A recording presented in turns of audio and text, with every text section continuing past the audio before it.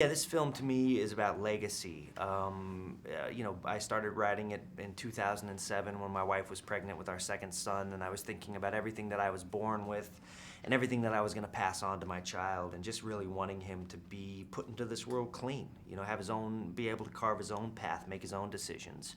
And, 20 years prior to that, I had seen Abel Ganz's Napoleon, which ends in this great triptych. It's an amazing movie. The last bit of it is this great triptych. And so I always wanted to make a triptych movie. I wanted to make a movie that had these kind of baton passes in it. And then I had seen Psycho about 20 years ago, too. And I'd always known that there was the shower scene in Psycho. I just never knew that you had to spend 45 minutes with Janet Leigh before she went into the shower. So I was thinking structurally for like 20 years. And then I had these kids of my own and started thinking about that baton pass from my father's fire to me, my fire to my kids, and just it all became clear pretty quickly what the movie was. So, how was this a natural progression from Blue Valentine? And for you, in terms of, you mentioned a little bit, but that idea of the family and legacy. Yeah. I've been making movies about family. My first film was called Brother Tide. It's about brothers. Blue Valentine's about husbands and wives, and this film's about fathers and sons. So it's a natural progression in that way. This is a much bigger film than Blue Valentine, and I started writing it before I made Blue Valentine. I remember I was at Ryan Gosling's agent's house having dinner one night, and back in 2007 we were preparing Blue Valentine, which we would shoot 2 years later. And I asked Ryan, I said, man, you've done so much in your life. What haven't you done? What have you always wanted to do? He says, well, I always wanted to rob a bank. He said, but I'm too scared of jail. And I said, oh, really? I'm writing a movie about a bank robber. I said, have you given it any thought? How would you do it? He says, yeah, I'd do it on a motorcycle because I could go in with a helmet and disguise my face. And then I'd leave on the motorcycle because they're fast and agile, get out of tight spots. And he says, and then I'd have a U-Haul truck parked about 4 blocks away, and I'd drive the bike into the back of the truck and drive off in the truck, and the cops would be looking for a motorcycle, not a truck. And I said, that's crazy. That's exactly what I wrote into my movie. And I said, hey, I'll make your dreams come true. And he said, all right, let's do it. So he was going to be Luke from before we made Blue. But you have to take steps. And Blue was the first step, and this was the next step. Now, of course, you worked with him in Blue Valentine. Do you think you pushed him farther in this movie? Well, he had to go to, I like my actors to be put in vulnerable places on the screen. In Blue Valentine, most of those vulnerable places were in kind of emotional or sexual places. And in this movie, there's still the emotional vulnerability. There's not, there is a little sexual vulnerability in this film, but a lot of it is kind of like a real life physical danger because we were doing so many action scenes in this film, and there's so many scenes that I wanted to do without cutting, because I feel like there's a truth when you don't cut. And so there was a scene, like for instance, where Ryan had to rob a bank in one take, get out, try to start up his motorcycle. The motorcycle won't start up. He has to go out into traffic. A cop is right on his tail, and he has to blow through an intersection and avoid 36 cars. And so Ryan really had to do that. So it's a different kind of danger for him. It's like life and death danger.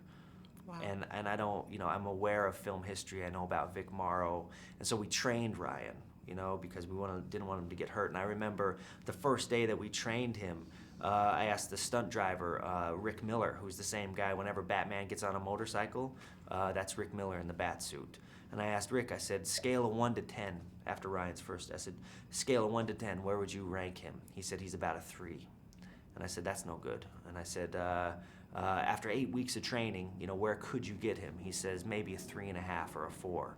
And I said, oh, that's not going to work. And he says, look, this is a lifetime to be good at something like this. He said, it's like being a basketball player. You have to play from you're 6 years old if you're going to be in the NBA. And I said, well, you got 8 weeks. Train him. And he trained him. A day before production, I asked him, I said, where did Ryan get to, scale of 1 to 10? He said he got to a 7. And so that, to me, speaks to kind of the magic of Ryan, and that's why I like working with him. He can do things that ordinary people like myself could never do. That's great. Now, Bradley Cooper is also in the film, and, he has a lot of hype around him right now. But what was he like on the set? Away from all of the hype, was there something about his process that surprised you? Yeah, well, I cast Bradley in this before Silver Linings. We shot this long before. I remember sitting down with him for the first time and immediately being struck by this person. who was in front of me, who was so different than who I thought he was going to be. This person that had this kind of I could feel like he was wrestling with something inside of him. You know, he had this. It was like he was like a pot of boiling water with the top on. You know, there was something. There was a storm inside of him, and so. Yeah, I was so taken by that I wanted to I wanted to put him in this movie. I rewrote the character specifically for him because I wanted the audience to have the same feeling that I had when I first met him. To have this, character that on the outside is like the sexiest man alive, the great American hero. But on the inside, there's a corruption happening. There's this toxic shame, and I thought that he could play in that, in the middle of that really nicely. He did. Good job. And then lastly, how have fathers and sons who have seen the film told you they've been personally affected by it? The best thing I've ever heard from this film is, there's been some very successful men who have come up to me after seeing this movie and have really related to, especially Bradley Cooper's character in the film, who seems to be a very modern character to me. I remember this one father came up to me and said that after the movie, he had called up his ex-wife and said, "Hey, I know it's not my night tonight, but can I come get him?" And so she said, "Sure," and he went and picked up his son, and they went home. And I said, "Well, what'd you guys do?" He says, "We just ate dinner and watched a movie." But it's that closeness, it's that intimacy of actually being a father, about actually affecting the life that you've passed on. And to me, that's what the film is about. It's about taking responsibility for your legacy.